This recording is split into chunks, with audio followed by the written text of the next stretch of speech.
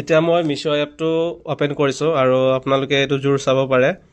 Wash কটনৰ আপোনালোকৰ যোনটো ব্ৰকেট ডিজাইনত এতিয়া চলি আছে আপোনাৰ ট্ৰেণ্ডিঙত, ইয়াৰ প্ৰাইচ আছে আপোনালোকৰ 1207 আৰু ছেম জোৰ আমি আপোনালোকৰ কালিৰ ভিডিঅ'টোত আপলোড দিছিলোঁ 850কে।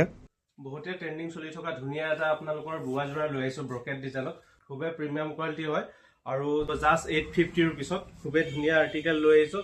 অনলি 850ত পাব। এতিয়া পুৰা ট্ৰেণ্ডিং চলি থকা ব্ৰকেট ডিজাইনৰ বোৱাত খুবেই ধুনীয়া আইটেম হয়।